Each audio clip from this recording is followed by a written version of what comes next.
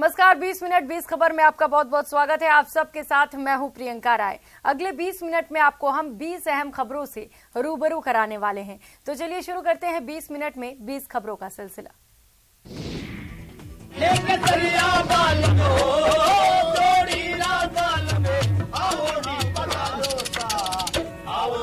Corona काल के दौरान जरूरतमंदों के लिए मसीहा बनकर उभरे बॉलीवुड स्टार सोनू सूद एक अलग अंदाज में नजर आए। जैसलमेर पधारे सोनू सूद ने धोरों के कलाकारों के साथ लोक संगीत में भी हाथ आजमाया। उन्होंने हारमोनियम बजाकर राजस्थान के प्रसिद्ध लोकगीत पधारो म्हारे देश गाया।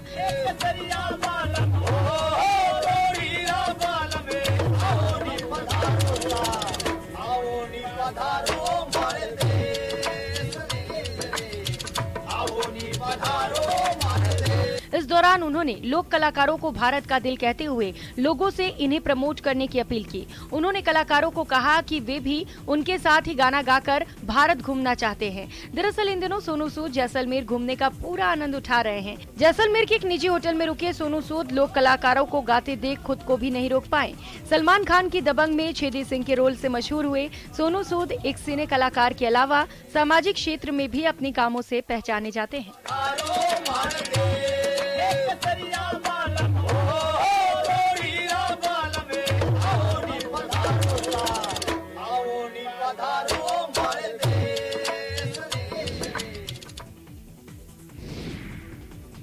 कुल्लू जिले में मौसम ने फिर करवट बदली है, जिसके बाद ऊंची पहाड़ियों में सुबह से ही बर्फबारी का दौर शुरू हो गया।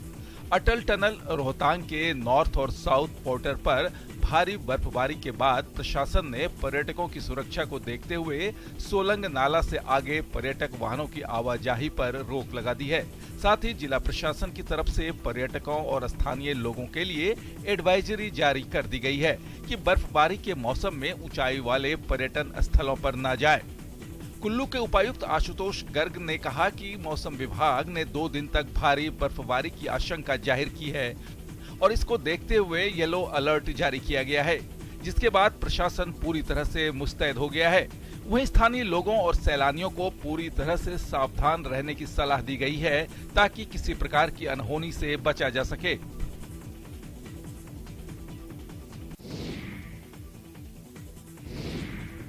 पूरा उत्तर भारत इन दिनों कड़ाके की ठंड की चपेट में है। वैसे तो दक्षिण भारत में ठंड का प्रकोप कम देखने को मिलता है, लेकिन इस साल ठंड की चपेट में दक्षिण भारत भी नजर आ रहा है। यकीन नहीं हो तो इन तस्वीरों को देखिए। ऐसी तस्वीरें भारी बर्फबारी से ठिठुरते कश्मीर से अक्सर आती रहती है, लेकिन गिरते तापमान का असर केरल के मशहूर हिल स्टेशन मुन्नार में भी देखने को मिल रहा है। यहाँ तापमान जमाव बिंदु से भी नीचे उतर चुका है, जिससे हालात बिल्कुल कश्मीर जैसे हो गए हैं। सड़कों पर, खेतों में, मैदानों में हर जगह बर्फ की चादर बिछी दिख रही है और ठंड अपने चरम पर है। मौसम विशेषज्ञों के मुताबिक उत्तरी हवाओं के कारण हर 3 या 5 साल में ऐसी स्थिति बनती है, जब दक्षिण भारत में कई जगह पारा अपने न्यूनतम स्तर तक पहुंच जाता है। हालांकि मुन्नार की ये तस्वीरें चौंकाने वाली हैं, क्योंकि अपनी हरियाली और खूबसूरत वादियों के लिए केरल का ये डेस्टिनेशन पूरे भारत में मशहूर है। छत्तीसगढ़ के जशपुर के पत्थलगांव रेंज में 12 हाथियों का दल जंगल से बाहर निकलकर गांव में भारी उत्पात मचा रहा था। इस दौरान जब ग्रामीणों ने हाथियों को खदेड़ा तो एक हाथी कछार गांव में बने हुए एक गहरे कुएं में जा गिरा। हाथी कुएं से निकलने की कोशिश में लगातार जुटा रहा। वह बार बार खुद को ऊपर लाने की मशक्कत कर रहा था, लेकिन अपनी कोशिश में कामयाब नहीं हो सका। हाथी को कुएं में फंसा देखकर लोगों की भारी भीड़ जमा हो गई। लोगों ने अपने स्तर पर हाथी को निकालने की भरपूर कोशिश की, लेकिन जब सफल नहीं हुए तो वन विभाग को खबर की, जिसके बाद जेसीबी मशीन के साथ वन विभाग की टीम मौके पर पहुंची। जेसीबी मशीन की सहायता से कुएं को तोड़कर रास्ता बनाया गया, जिसके बाद हाथी का रेस्क्यू हुआ। कुएं से निकलकर हाथी झंडा घाट के जंगलों की तरफ भाग गया।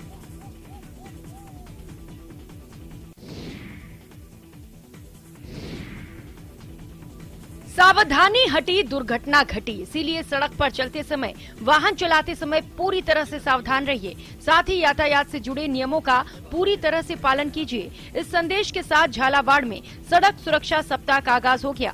11 से 17 जनवरी तक जिले में सड़क सुरक्षा सप्ताह मनाया जाएगा, जिसमें वाहन चालकों को सड़क सुरक्षा के नियमों को लेकर जागरूक करने के लिए कई कार्यक्रम किए जाएंगे। इस मौके पर शहर के मिनी सचिवालय स्थित जिला कलेक्ट्रेट कार्यालय परिसर से सड़क सुरक्षा वाहन रैली निकाली गई। पुलिस अधीक्षक ऋचा तोमर ने वाहन रैली को हरी झंडी दिखाकर रवाना किया, जो कि शहर के प्रमुख मार्गों से होती हुई वापस मिनी सचिवालय पर संपन्न हुई। इस दौरान दुपहिया वाहनों पर पुलिसकर्मी हेलमेट लगाकर सड़क सुरक्षा की तख्तियों से संदेश देते हुए चल रहे थे। एसपी ने सभी वाहन चालकों से सड़क सुरक्षा और यातायात का नियमों का पालन करने की अपील की।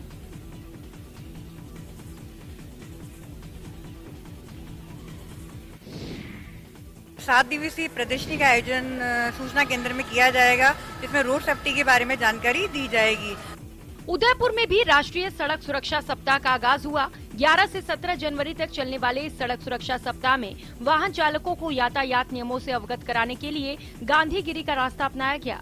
आमतौर पर सड़क सुरक्षा सप्ताह के तहत यातायात नियमों का उल्लंघन करने वाले वाहन चालकों पर सख्ती बरती जाती थी, लेकिन अब ये 7 दिन जागरूकता के लिए समर्पित होंगे। उदयपुर परिवहन विभाग ट्रैफिक पुलिस के साथ मिलकर शहर और ग्रामीण इलाकों के कई सड़कों पर नियमों का उल्लंघन कर रहे वाहन चालकों को रोककर उन्हें समझाया जाएगा।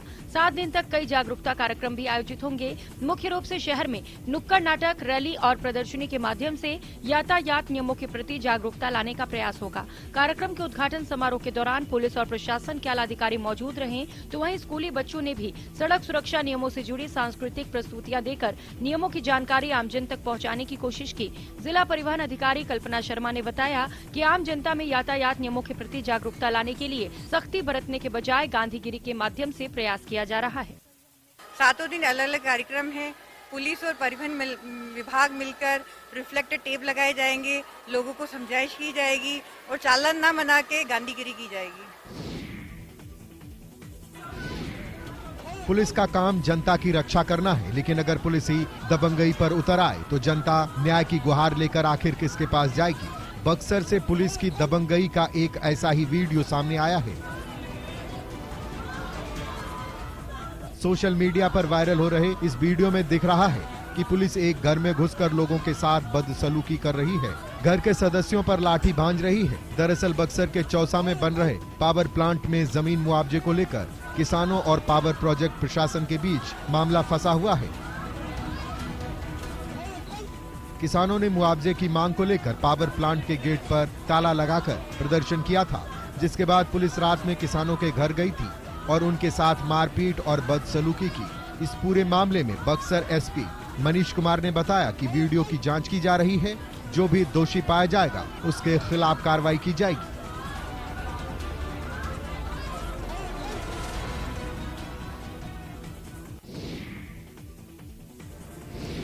बक्सर के चौसा पावर प्लांट का मामला लगातार तूल पकड़ता जा रहा है। पावर प्लांट प्रबंधन के विरोध में ग्रामीणों ने जमकर बवाल काटा और चौसा पावर प्लांट पर हमला कर दिया। इस दौरान ग्रामीणों और पुलिस के बीच झड़प हो गई। आक्रोशित ग्रामीणों ने पुलिस की गाड़ी को आग के हवाले कर दिया। भीड़ ने पावर प्लांट के मुख्य गेट पर आगजनी की और मुआवजे की मांग को लेकर प्रदर्शन किया। दरअसल इस प्रोजेक्ट के तहत चौसा में गंगा नदी से पानी की पाइपलाइन जानी है और इसके लिए किसानों की जमीन को अधिग्रहित किया गया है, लेकिन उचित मुआवजे को लेकर किसानों में आक्रोश है। नाराज ग्रामीण आगजनी कर प्रदर्शन कर रहे हैं। ग्रामीणों ने पुलिस की गाड़ी को भी जला दिया है।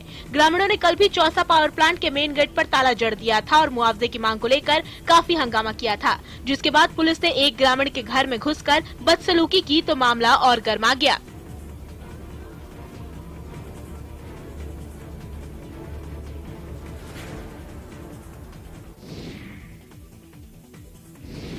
श्रीमद् भागवत गीता को पढ़ने का सौभाग्य अब तक केवल वही लोग पाते थे जिन्हें ईश्वर ने आंखें दी है, पर अब नेत्रहीन लोग भी श्रीमद् भागवत गीता का पाठ कर सकते हैं। इस पुस्तक का अनुवाद ब्रेल लिपि यानी कि नेत्रहीन लोगों के लिए बनाई गई लिपि में किया जा चुका है और ये संभव हो पाया है छपरा के रिविलगंज के रहने वाले राजा के प्रयास से। जन्म से दृष्टिहीन राजा ने अपने दृष्टिहीन भाइयों और बहनों के लिए इस आध्यात्मिक पुस्तक को ब्रेल लिपि में तैयार किया है। इसका पूरा अनुवाद करने में उन्हें कुल 6 महीने का समय लगा। महज 15 वर्ष में राजा कुमार के इस पुस्तक की चर्चा अब पूरे इलाके में होनी शुरू हो गई है। राजा फिलहाल राजेंद्र कॉलेजिएट छपरा में 10वीं कक्षा के छात्र हैं। 6 महीने तक राजा पढ़ाई के साथ साथ इस पुस्तक का अनुवाद करने में लगे रहे और आखिरकार उन्होंने नेत्रहीन लोगों के लिए श्रीमद् भागवत गीता पुस्तक का अनुवाद ब्रेल लिपि में कर ही लिया, जिसकी चर्चा अब हर तरफ हो रही है।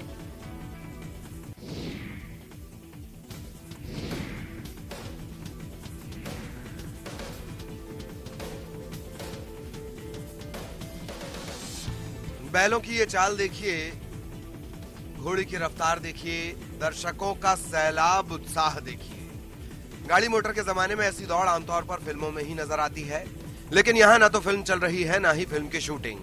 ये सारा एक्शन असली है। जुटी है हजारों की संख्या में पब्लिक। दिल थाम कर देखिए, ये है एनिमल ओलंपिक। ग्वालियर के कुलैथ गांव की तस्वीरें हैं ये। यहाँ आयोजित की गई अनोखी खेल प्रतियोगिता, इसके प्रतिभागी इंसान नहीं पशु हैं। इस एनिमल ओलंपिक में बैल, घोड़ी और भैंसों ने अपना जलवा दिखाया। ऑनलाइन गेमिंग के जमाने में परंपरागत खेलों को जिंदा रखने के लिए गांव के युवाओं ने एनिमल ओलंपिक की शुरुआत की।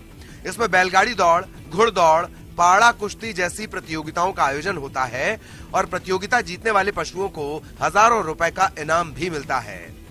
एनिमल ओलंपिक को लेकर लोगों में जबरदस्त उत्साह रहता है।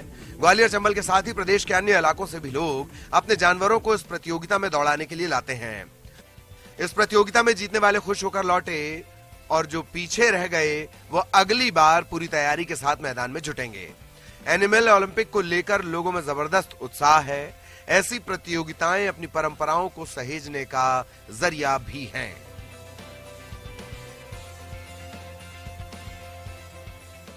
सुशील कौशिक, न्यूज़ 18 ग्वालियर।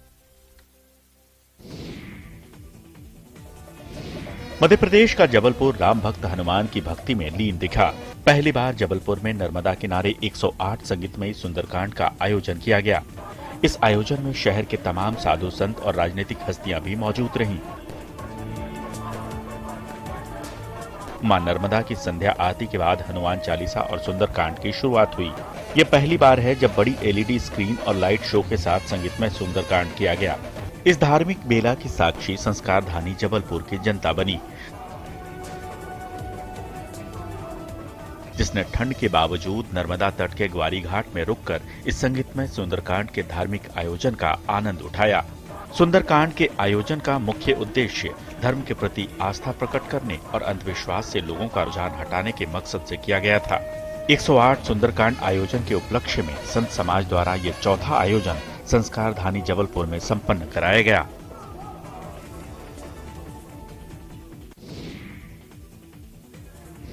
रामगढ़ के बरकाकाना का गोंदनिया गांव शहर से काफी दूर है, पर इस गांव की चर्चा भी दूर दूर तक है। इसका कारण है यहाँ का गर्म कुंड। बताया जाता है कि यहाँ के गर्म कुंड में नहाने से चर्म रोग से हमेशा के लिए छुटकारा मिल जाता है। पूरे गांव में ऐसे कुल 7 गर्म जल कुंड हैं, जिसमें डुबकी लगाने के लिए झारखंड के अलावा देश के दूसरे राज्यों से भी यहाँ लोग आते हैं। कुंड से कुछ ही दूर भगवान शिव का मंदिर है। इस मंदिर की भी खूब ख्याति है। मान्यता है कि भोलेनाथ के आगे मत्था टेक कर भक्त जो भी मनोकामना करते हैं वो पूरी होती है। मकर संक्रांति के मौके पर यहाँ 2 दिवसीय मेला भी लगाया जाता है, जिसमें शामिल होने के लिए श्रद्धालुओं की भीड़ उमड़ती है। इतना सब होने के बाद भी इस गांव में विकास नहीं हो पाया है। ग्रामीणों की मांग है कि इस जगह को पर्यटन स्थल के रूप में विकसित किया जाए, ताकि गांव का विकास हो और स्थानीय लोगों को रोजगार मिले।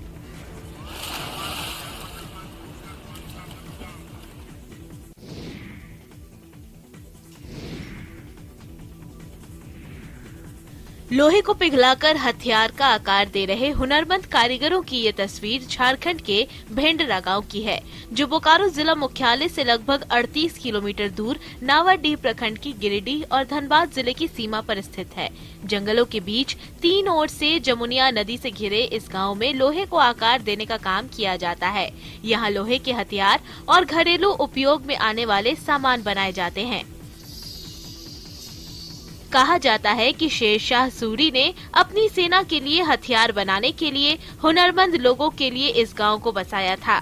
आज भेंडरा की आबादी 8000 है और यहाँ घर घर लोग लोहे के हथियार और सामान बनाते हैं। ये हमारे बाप दादा से शुरू हुआ है और हम लोग अभी कर ही रहे हैं। हम लोग 4 भाई हैं, मैंने चारों भाई यही काम में कर रहे हैं। क्या बनाते हैं? हम लोग बौसला बनाते हैं। सामान का दाम तो बढ़ते रहा है लेकिन उतना पैसा नहीं होता है। 500 रुपया होता है और हमरमैन का भी 300-400 रुपया होता है। पुरुषों का हॉकी वर्ल्ड कप शुरू होने में अब महज 2 दिन ही बाकी है। जी हां, 13 जनवरी से 16 टीमों के बीच वर्ल्ड कप चैंपियन बनने के लिए घमासान शुरू हो जाएगा। ओडिशा के 2 शहर भुवनेश्वर और राउरकेला में सभी मैच खेले जाएंगे। इस टूर्नामेंट का फाइनल मुकाबला 29 जनवरी को खेला जाएगा।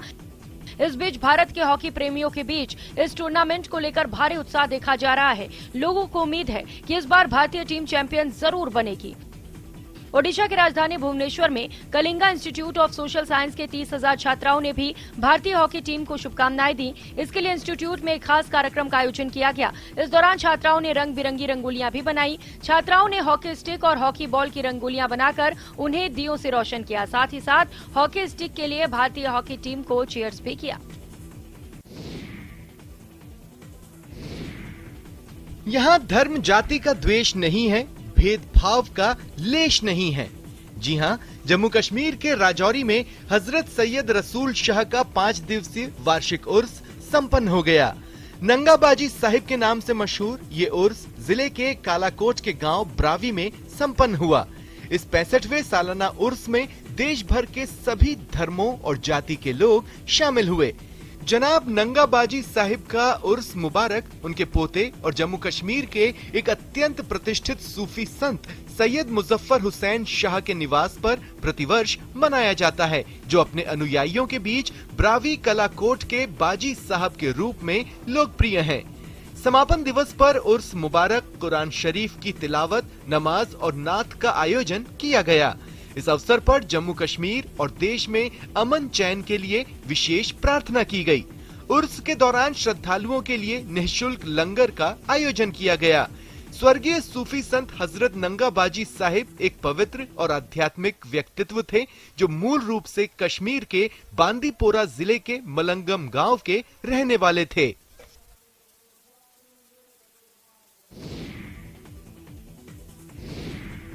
उत्तराखंड में कुमाऊं की काशी के नाम से प्रसिद्ध बाबा बागनाथ की नगरी बागेश्वर में उत्तरायणी मेले की तैयारियां करीब पूरी हो गई हैं।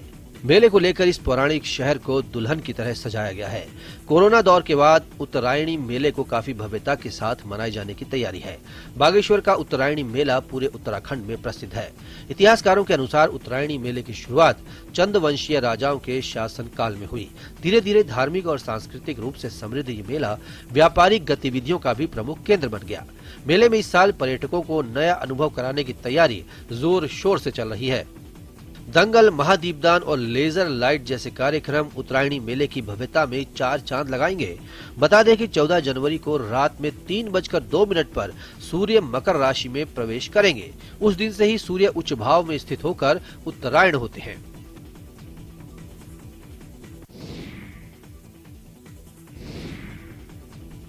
जवाहर कला केंद्र की पाक्षिक नाट्य योजना के तहत नाटक काया में काया का मंचन किया गया, जिसमें कलाकारों ने वर्तमान भारत की स्थिति और गांधी जी के आजाद भारत के सपने की कहानी बयां करने की कोशिश की। गांधी जी वर्तमान भारत की दुर्दशा को देखकर जंग आजादी में शामिल उन सभी लोगों को बुलाते हैं जिन्होंने आजाद भारत में सत्ता का सुख भी भोगा है। नेहरू, जिन्ना, मौलाना, पटेल आदि के सामने गांधी जी सवाल रखते हैं कि क्या ऐसे आजाद भारत की कल्पना की थी हमने? ये तो मेरे सपनों का भारत नहीं है। चर्चा के बाद निष्कर्ष निकलता है कि सत्ता सुख के लालच में ही भारत की ये दुर्दशा हुई है। नाटक में अभय शर्मा ने गांधी जी, वैष्णवी शर्मा ने कस्तूरबा, चंद्र प्रताप सिंह ने जिन्ना, विनय यादव ने सरदार पटेल, धर्मेंद्र भारती ने मौलाना, माधव शर्मा ने नेहरू का किरदार निभाया। वहीं रिया सैनी ने संगीत संयोजन और सीमा गुप्ता ने वस्त्र सज्जा संभाली।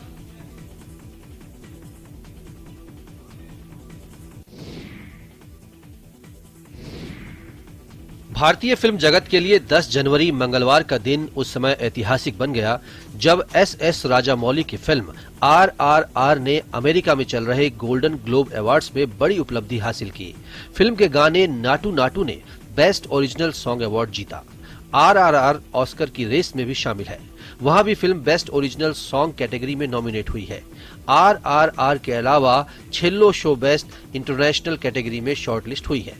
अमेरिका के बेवर्ली हिल्स में चल रहे 80वें गोल्डन ग्लोब अवार्ड में राजामौली अपने स्टार रामचरण तेज और जूनियर NTR के साथ पहुंचे। साउथ सुपरस्टार चिरंजीवी ने RRR की इस उपलब्धि को ऐतिहासिक बताया। म्यूजिक कंपोजर MM कीरावाणी ने ये अवार्ड लिया। कलाकारों का शुक्रिया अदा करते हुए राजामौली भावुक हो गए। इस उपलब्धि पर प्रधानमंत्री ने RRR की पूरी टीम को बधाई देते हुए सोशल मीडिया पर पोस्ट शेयर किया है। PM नरेंद्र मोदी ने ट्वीट में लिखा कि एक बेहद ऐतिहासिक पल है। फिल्म के कंपोजर MM कीरावाणी, SS राजामौली और RRR की पूरी टीम को बधाइयां। भारत के लिए ये बेहद गर्व की बात है।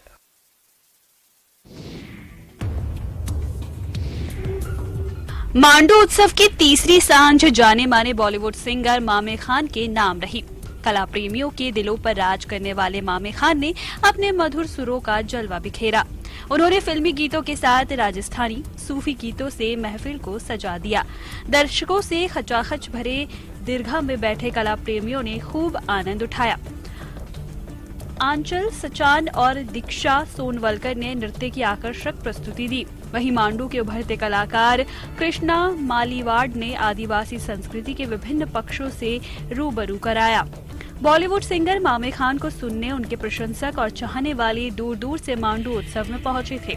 उन्होंने अपने गीत केसरिया बालम पधारो, महारा देश, लाल पीली अखियां, लुक छुप ना जाओ जी, अमर रहो चौधरी, तरारे दिल, महरा मन होए, नखरालो जैसे प्रसिद्ध गानों से मांडू उत्सव के मंच को नई ऊंचाइयां दी।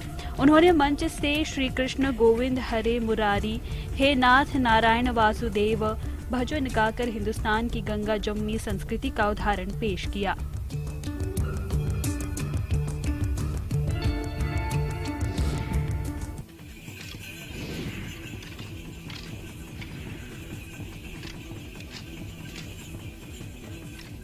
आधुनिक परिवेश में जहां लोक संस्कृति लगभग विलुप्त हो रही है और पाश्चात्य संस्कृति इंटरनेट और सामाजिक संचार माध्यमों से घरों में सेंध लगा रहा है, वहीं आदिवासी समाज अपनी लोक संस्कृति को जीवित रखने के लिए जद्दोजहद कर रहा है। इसी सिलसिले में कांकेर में आदिवासी समाज के सांस्कृतिक सामाजिक कार्यक्रम कोलांग महोत्सव का आयोजन हुआ। आयोजन में ब्लॉक के 15 कोलांग टीमों ने हिस्सा लिया। जिस प्रकृति और जंगल से आदिवासी जीवन जुड़ा है, इसी प्रकृति के सम्मान में सालाना कोलांग उत्सव मनाया जाता है, जो पौष की पूर्णिमा से आरंभ होता है। प्रकृति से अपने प्रेम को प्रदर्शित करने वाले इस कोलांग त्योहार का बस्तर संभाग में विशेष महत्व है।